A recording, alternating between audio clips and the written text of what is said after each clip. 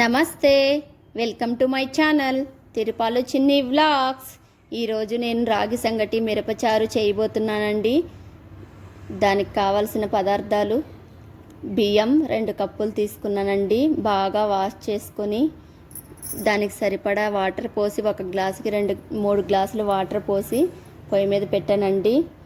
పొయ్యి మీద పెట్టి స్టవ్ వెలిగించాను. అది ఉడుకుతుంటుందండి. నేను మిరపచారు అయితే చేసి చూపిపోతున్నాను. చాలా బాగుంటుందండి, ట్రై చేయండి. ప్యాన్ పెట్టుకొని ఎండు మిరపకాయలు తీసుకోవాలండి. ఒక ఎండు మిరపకాయలు తీసుకొని ప్యాన్లో వేసి కొంచెం జీలకర్ర వేసి బాగా వేపుకోవాలండి. వేపుకొని పక్కన ఉంచుకోవాలి. అన్నం అయితే ఉడుకుతుందండి. నేనైతే రోట్లో చేస్తున్నాను.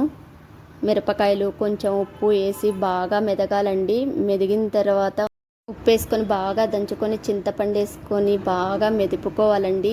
తర్వాత కొంచెం బెల్లం వేసుకోవాలి. వెల్లుల్లి రెబ్బలు వేసుకోవాలి. బాగా మెత్తగా మెదిగాక ఉల్లిగడ్డలు వేసుకోవాలండి. ఒక పెద్ద సైజు ఉల్లిగడ్డ వేసుకొని బాగా మెదుపుకోవాలండి. మెదుపుకొని ఉప్పు సరిపోయిందో లేదో చూసుకొని బౌల్లోకి తీసుకోవాలండి. అంతే, అయిపోయింది మిరపచారు. పక్కన పెట్టుకొని స్టవ్ మీద అయితే బాగా ఉడికిపోయిందండి సంగటి. ఇప్పుడు రాగి పిండి వేసుకోవాలండి. క్వాంటిటీని బట్టి వేసుకోవాలి. మనం చూసుకొని గట్టిగా అవుతుందా లేదా సరిపోతుందని చూసుకొని వేసుకోవాలండి. చూసుకొని వేసుకొని 5 నిమిషాలు అలాగే ఉంచాలండి స్లో ఫ్లేమ్లో. సంగటి అయితే అయిందండి. ఇప్పుడు బాగా మెదపాలండి. సంగటిని ఉండలు కట్టకుండా బాగా మెదుపుకోవాలండి. మెదుపుకొని 2 మినిట్స్ పొయ్యి మీద అయితే ఉంచుకోవాలండి. అయిపోయింది సంగటి. ఒక ప్లేట్ తీసుకొని దాంట్లో సర్వ్ చేసుకున్నానండి మిరపచారు. ఈరోజు నేనైతే పాలకూర పప్పు మిరపచారు కాంబినేషన్లో సంగటి చేశానండి.